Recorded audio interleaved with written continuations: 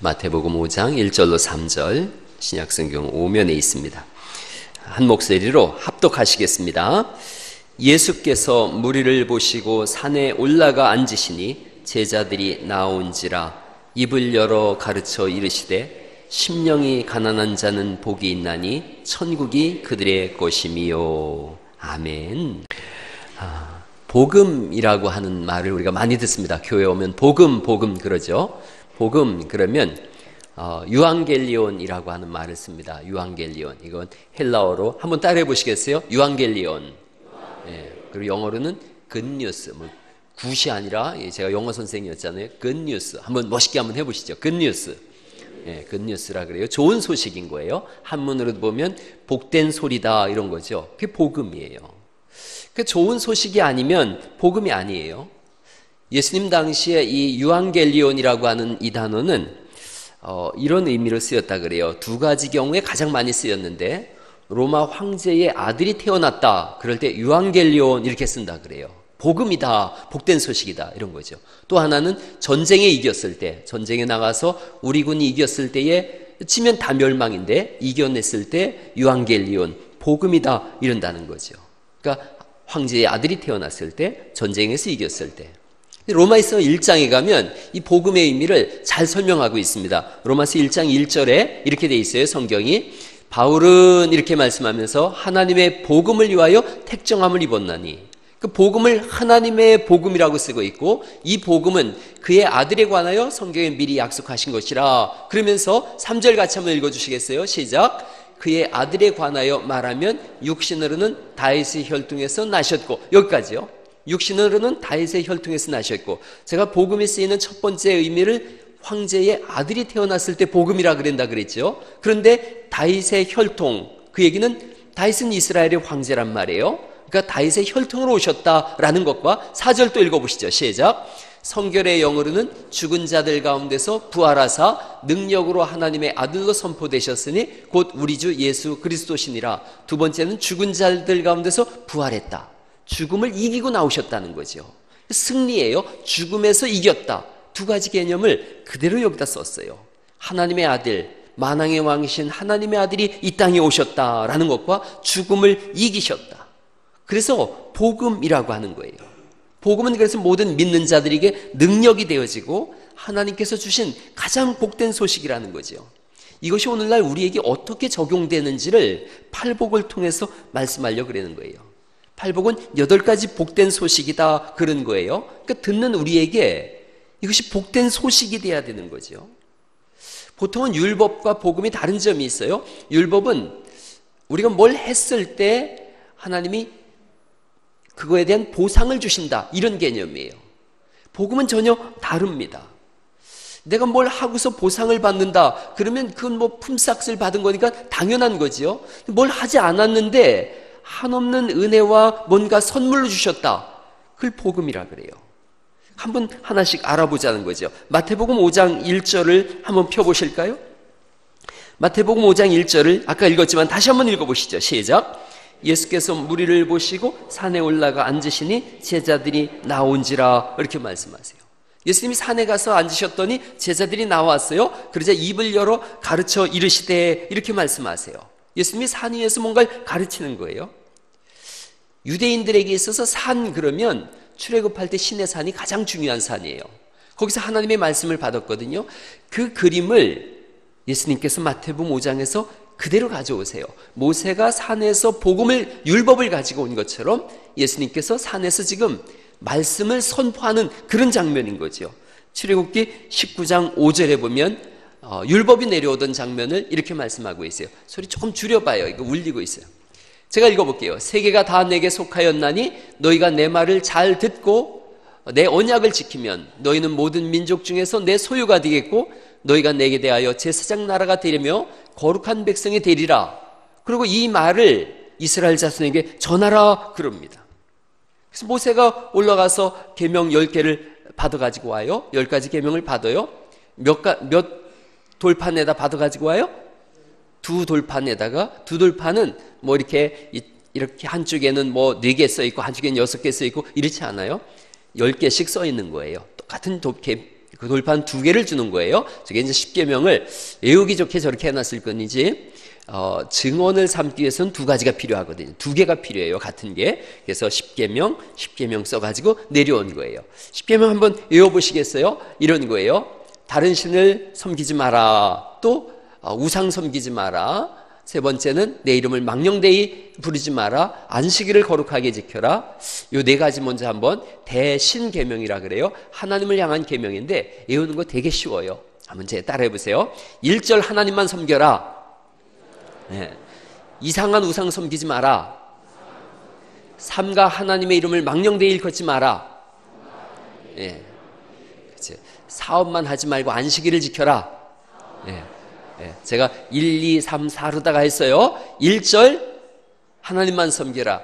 이상한 우상 섬기지 마라. 삼가 하나님의 이름을 망령되이 여기지 마라. 사업만 하지 말고 안식일을 지켜라. 5번째부터는 대인계명이에요. 사람을 향한 계명이에요. 부모부터 나와요. 오직 내 부모를 공경하라.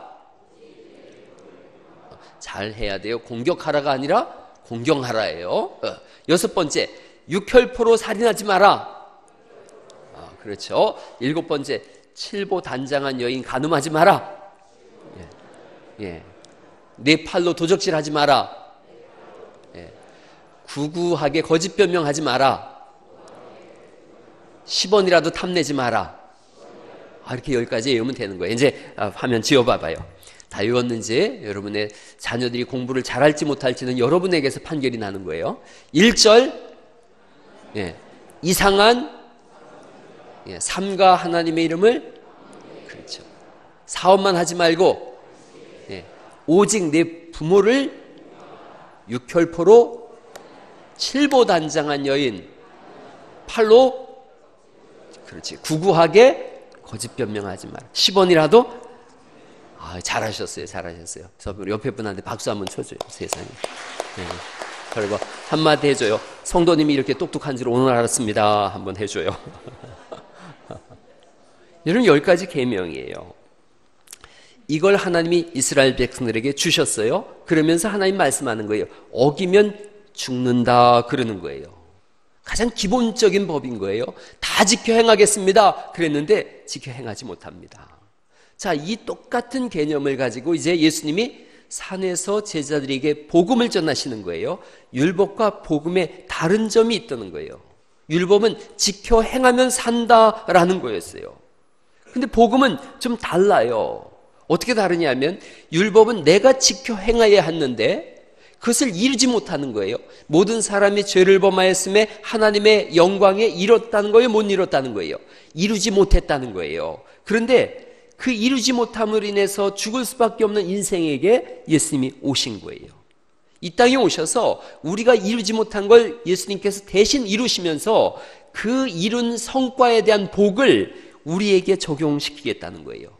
그러면서 우리로 하여금 예수님 안에서 내가 이루는 그 구원의 역사를 너희는 누려라 그러는 거예요. 누려라. 그것이 우리에게 어떻게 적용되는가 한 번 더 보는 거예요. 다시 한번 이제 5장 3절을 한번 읽어보실까요? 5장 3절 또 읽어보죠. 시작. 심령이 가난한 자는 복이 있나니 천국이 그들의 것이미요. 이렇게 말씀하세요. 복이 있다라는 개념은 시편 144편 15절에 있는 말씀을 그대로 차용한 거예요.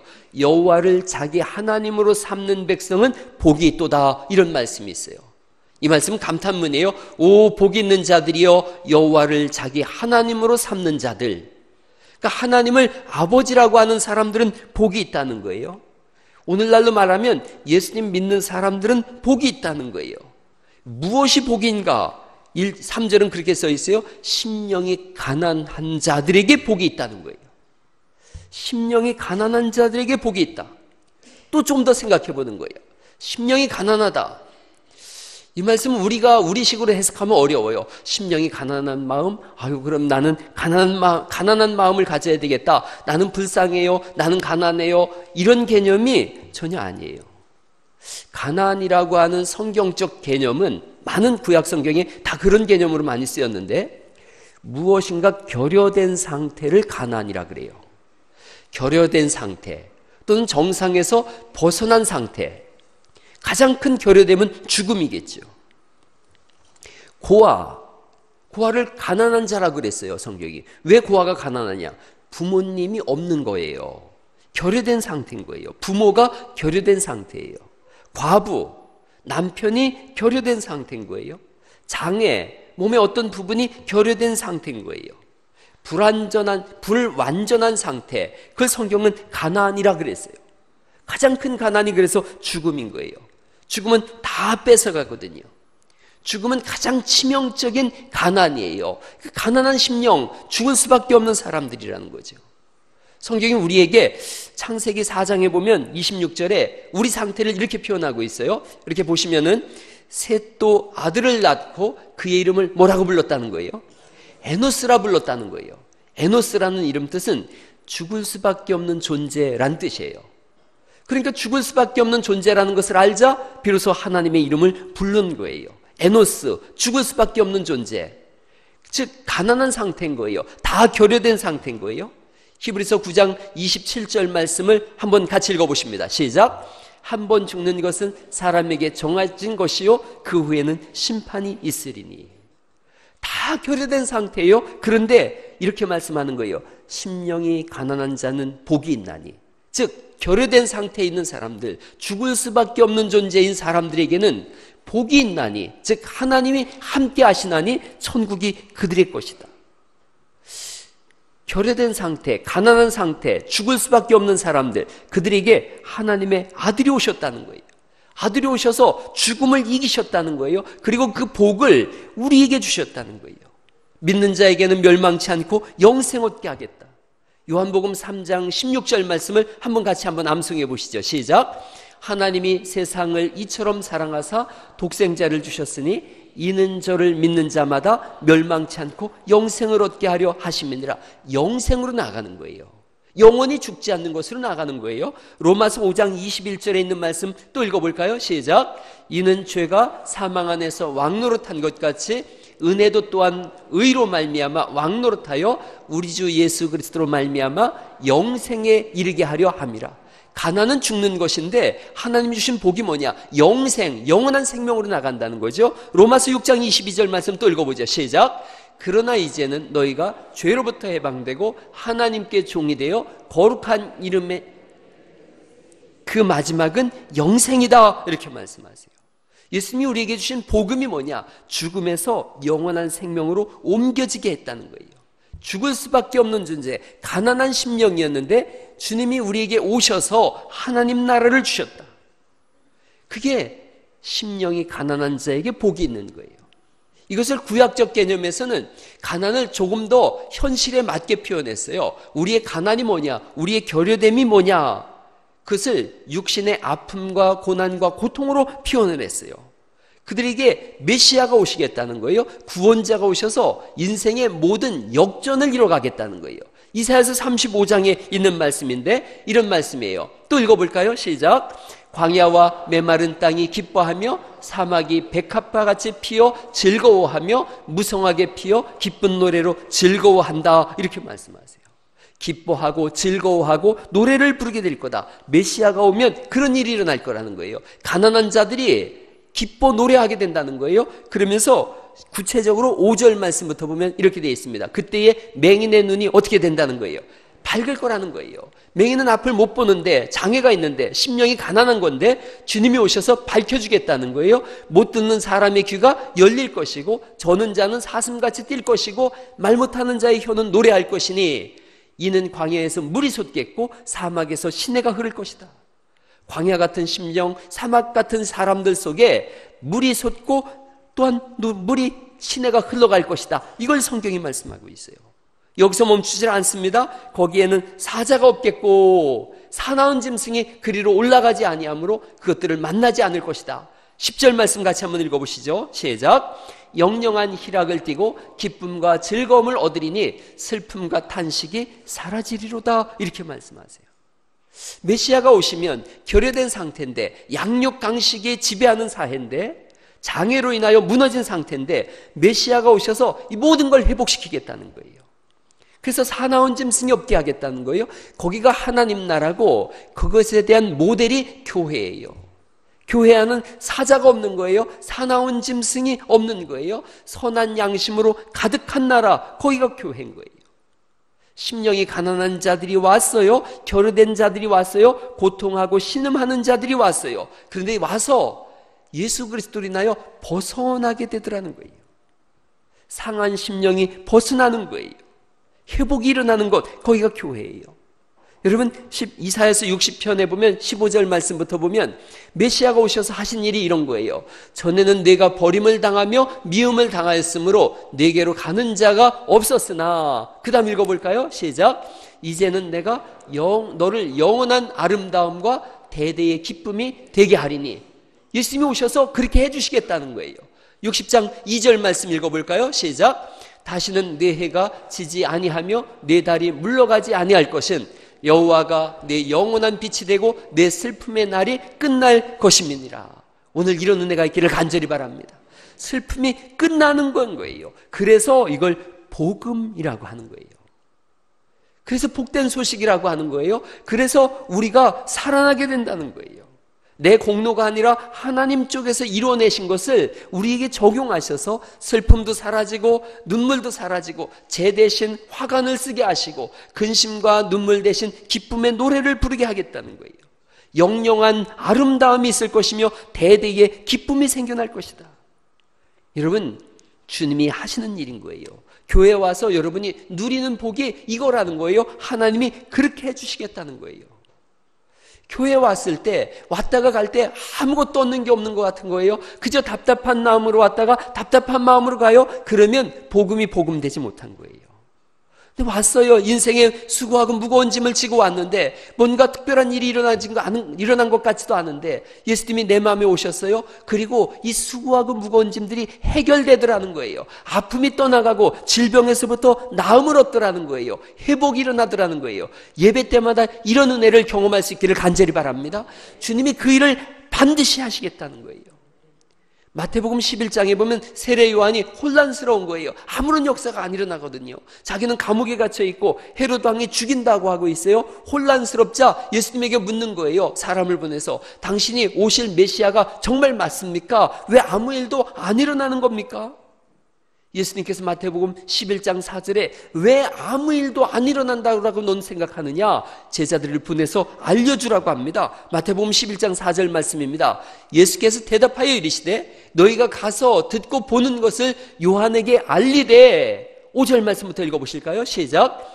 맹인이 보며 못 걷는 사람이 걸으며 나병 환자가 깨끗함을 받으며 못 듣는 자가 들으며 죽은 자가 살아나며 가난한 자에게 복음이 전파된다 하라. 이렇게 말씀하세요. 살아나더라는 거예요. 여러분이 너무 평안하고 너무 일이 잘 풀리고 너무 건강하니까 때로는 복음이 복음되지 못하는 경우가 있어요. 그런데 절망할 때가 있고 아플 때가 있고 캄캄할 때가 있어요. 아무런 세상에 소망도 없고 빛도 없는 것 같아요. 그런데 하나님의 말씀 한 절이 나를 살려서 세우는 경우가 왕왕 많이 있더라는 거예요. 복음이 복음되는 때가 있더라는 거예요. 지금 세례 요한에게 그걸 들려주고 있는 거예요. 세례 요한이 봤어요. 정말로 앞을 못 보는 분이 보게 되더라는 거예요. 듣게 되고 말하게 되는 것을 제자들이 와서 간증하더라는 거예요. 그러자 담대하게 세례 요한이 목을 내밀고 나를 죽여라. 그래서 세례 요한이 순교하게 되어집니다. 예배 때마다 여러분 속에 잠자고 있었던 그 아픔과 억울함과 눈물이 해결되어지고 살아나는 역사, 그 역사가 예배 때마다 일어날 수 있기를 간절히 바랍니다. 율법은 장애를 가진 분들이 비정상적이라고 생각되어졌어요. 그래서 율법은 어떻게 표현하느냐? 너가 가난하다고? 그럼 성전에 들어가지 못한다 그랬어요. 이 구약의 율법이에요. 정상적이지 않다고, 장애가 있다고 성전에 못 들어간다는 거예요. 장애가 있는 자들은 구약에 실제로 성전에 들어갈 수가 없었어요. 예수님이 오셔서 천국 헌장을 선포하세요. 내가 장애를 해결하는 자다 이렇게 말씀한 거예요. 여러분, 장애 중에 가장 큰 장애가 뭐냐? 하나님을 모르는 거죠. 생명의 주인을 모르는 거예요. 그래서 점점 우리는 장애로 갑니다. 시간 지나가면서 점점 장애로 가요. 저도 벌써 이제 50대가 넘었더니 슬슬 몸에 장애가 와요. 남자들에게 있어서 50이 넘으면 가장 큰 장애가 뭐냐 하면 텔레비전을 보면서 무슨 말을 하는지 잘 못 알아듣는다는 거예요. 그래서 자기 아내한테 자꾸 물어보는 거예요. 뭐라고 그랬어? 그게 무슨 말이야? 가만히 보니까 저도 그러더라고요. 가족이 이렇게 텔레비전 보는데 저만 못 알아들어요. 그래서 무슨 말이야? 뭐라 그랬어? 그럼 애들이 아빠 그냥 들어. 뭘 들어야지. 들려오지를 않는데. 그 장애인 건 거예요. 남자들이 그래서 연속곡을 안 보고 스포츠를 보는 이유가 그런 거라는 거예요. 잘 못 알아들으니까 스포츠만 그냥 쳐다보는 거죠. 여러분, 그런 게 많아요. 이름도 헷갈려요. 제가 엊그제 아침에 새벽 예배를 하면서 머릿속으로는 유다라고 하면서 입으로는 야곱이라고 하더라고요. 그 들으신 분들은 내가 그랬어요. 다말이라고 며느리 있잖아요. 그 야곱의 며느리. 그랬어요. 유다의 며느리인데 머리는 유다인데 입술은 야곱이라고 나와요. 장애가 오는 거예요. 점점 안 보입니다. 저번 주에 우리 배덕현 선교사님하고 사모님이 오셨는데 제가 그랬잖아요. 어머니냐고. 미안해서 아주 죽는 줄 알았어요. 이거 그렇게 앉았는데 그 사모님이 나를 안 쳐다보더라고요. 이렇게 기분 나쁘다 이거예요. 그랬어요. 말도 점점 어눌해집니다. 저는 제가 웅변을 해도 침 한 방울이 안 튀었는데 좀 얘기하다 보면 설교하다 보면 침이 이렇게 막 튀어나가는 걸 보면서 아이고 참 이게 점점 장애가 오는 거예요.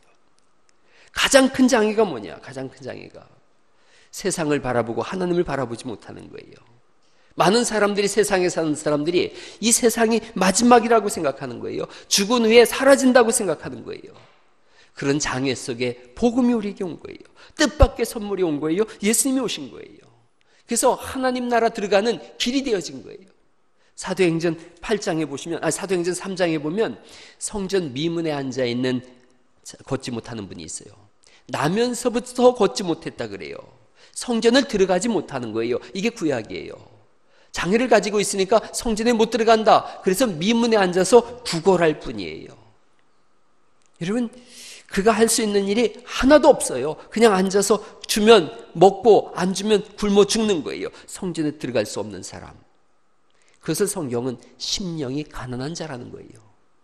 그런데 그에게 베드로와 요한이 와요. 그래서 이렇게 말하죠. 사도행전 3장 6절에 있는 말씀, 베드로가 이르되 은과 금은 내게 없거니와 내게 있는 것을 내게 주노니. 그 다음부터 같이 읽어보시죠. 시작. 나사렛 예수 그리스도의 이름으로 일어나 걸으라 하고 오른손을 잡아 일으키니 발과 발목이 곧 힘을 얻고 뛰어서서 걸으며 그들과 함께 성전으로 들어가면서 걷기도 하고 뛰기도 하며 하나님을 찬송하니. 복음이 이루어진 거예요. 평생 걸을 수 없었던 사람에게 그리스도 예수님이 오신 거예요. 일어났어요. 성전에 들어갈 수 없는 자였는데 성전에 들어갔어요. 심령이 가난한 자는 복이 있나니 천국이 저희 것이미요가 일어나는 현장이에요. 그 예수님이 오늘 우리에게 오셨다는 거예요. 그래서 우리를 회복시키시고 우리 문제를 해결하시겠다는 거예요. 우리는 그 예수님을 믿는 줄 믿습니다. 우리는 가난한 사람이에요. 우리는 남녀노소를 막론하고 장애가 있는 사람이에요. 우리는 잘난 것이 하나도 없는 사람들이에요. 그래서 예수님이 아니면 살 수 없는 사람들이에요. 이 고백을 하는 사람들을 그리스도인이라고 하는 거예요. 세월이 지나가면 지나갈수록 이 고백은 점점 더 명료하고 뚜렷해져요. 어릴 때는 잘 몰라요. 어제 제가 청년부 예배에 들어가가지고 신명기 37장에 있는 모세의 죽음을 설교했어요. 아무런 감흥이 없는 거예요. 왜냐하면 죽음이라는 단어와 이제 20대인 아이들하고는 너무 거리가 멀거든요. 그래서 제가 마지막에 그랬어요. 100년쯤 뒤에 모세처럼 잘 죽으라 그랬어요. 그랬더니 아멘들 했어요. 그러나 여러분 60을 넘고 70, 80을 넘어가면서 죽음은 현실의 문제가 되어져요. 이걸 어떻게 극복해 나갈 수 있는가? 내 장애, 영원히 죽을 수밖에 없는 존재, 에노스인 존재, 어떻게 그 죽음 너머를 준비할 수 있는가? 예수 그리스도밖에 없는 줄 믿습니다. 세상은 자신을 잘 못 보게 해요. 젊을수면 젊을수록 자신을 잘 못 봅니다. 요한계시록 3장에 보면 라오디게아 교회를 향한 편지 중에 이런 편지가 있어요. 내가 말하기를 나는 부자라 부요하여 부족한 것이 없다. 이게 젊은 사람들이 하는 얘기예요. 가진 사람들이 하는 얘기예요. 잘 나가는 사람들이 하는 얘기예요. 부자요, 부요해요, 부족한 것이 없어요. 그러나 주님이 말씀하세요. 내 곤고한 것과 가련한 것과 가난한 것과 눈먼 것과 벌거벗은 것을 알지 못하는도다. 곤고하고 가련하고 가난하고 눈멀고 벌거벗은 상태, 성경은 이것을 가난한 상태라 그래요. 여러분 자신을 잘 들여다보세요. 자신의 무의식 세계를 들여보고 깊은 밤 잠자리에 누웠을 때 자신을 살펴보세요. 곤고하고 가련하고 가난하고 헐벗은 자신의 영혼을 보게 되는 거예요. 죄악으로 가득 찬 본질의 자신을 보게 되어져요. 이걸 벗어날 수 있는 길이 뭔가? 그리스도 예수님밖에 없어요. 과거에 우리가 잘 불렀던 찬송이 있어요. 요즘 잘 안 부르길래 제가 오늘 낮 예배 때 한번 불러봤던 거예요. 천부여 의지 없어서 손들고 옵니다. 주 나를 외면하시면 나 어디 가리까? 이 고백이 우리에게는 있었어요. 오늘부턴가 이 고백이 사라졌어요. 왜요? 의지할 게 너무 많은 거예요. 의사를 의지하고 건강을 의지하고 재물을 의지하고 세상을 의지하고 의지할 게 너무 많아서 손들고 주님 앞에 올 생각을 안 하는 거예요. 주님이 외면하셔도 나는 갈 데가 많습니다. 이렇게 나가는 거예요. 내 죄를 씻기 위하여 피 흘려주신 주 곧 회개하는 마음으로 주 앞에 옵니다. 그 다음 주는 저는 이렇게 돼 있어요. 전부터 계신 주께서 영 죽을 죄인이라고 자신의 모습을 바르게 봤어요. 가난한 심령이라고 자신을 봤어요. 그 다음이 보혈로 구해주시니 그 사랑 한없네. 그것이 복이 있나니라는 부분이에요. 전부터 계신 주께서 영 죽을 죄인에게 오셨습니다. 하나님이 오셨습니다. 내가 간 것이 아니고 내 행위와 내 의로운 삶이 아니라 주님이 내게 오셔서 나를 건져내셨습니다. 곤고하고 가련하고 가난하고 눈멀고 헐거벗은 내게 오셔서 복음이 되어주셨습니다. 부자요 부족하고 부유함이 없다라고 외친 나에게 오셔서 너의 영혼을 들여다봐라. 너의 곤고함을 들여다봐라. 복음을 우리에게 주셨습니다. 그로 인하여 우리의 입술이 다시 한번 다시 예수님, 다시 복음 이렇게 말하는 거예요. 예수님이 없다면 영원한 지옥불에 타고 있을 거예요. 예수님이 없다면 소망도 천국도 없는 사람들인 거예요. 그래서 진짜 예수님을 만난 사람들은 고백하는 거예요. 예수님 나의 소망이십니다. 나의 주인이십니다. 나의 왕이십니다. 나의 전도십니다. 나의 그리스도십니다. 그리고 예수님 사랑한다고 고백하는 줄 믿습니다. 오늘 말씀을 한번 정리해 봅니다. 모세가 시내산에서 율법을 선포했어요. 그 율법을 지키면 살고 어긋나면 죽었어요. 예수님께서 똑같이 이번엔 시내산이 아니라 한 산에 올라가셔서 복음을 선포하셨어요. 너희의 연약함, 너희의 가난한 심령, 너희의 장애, 너희의 아픔과 너희의 눈물을 내가 다 알고 있다. 견디지 못하고 내가 하늘에서 내려와서 너희의 모든 아픔을 끌어안고 내가 죽으니 그리고 부활하니 너희는 나를 의지하고 살라라고 말씀하시니 이 복음이 오늘 여러분 심령 속에 그대로 강하게 임재하셔서 살아나는 역사가 있기를 간절히 바랍니다. 일어나고 소망을 얻고 새 힘을 얻어서 이 한 주간을 살아갈 때에 예수님 의지하고 강하게 살아가셔서 다음 주에 오실 때는 승리의 전리품을 가득 가지고 주님 앞에 찬송하며 나아가는 거룩한 역사가 있기를 예수님의 이름으로 축원합니다.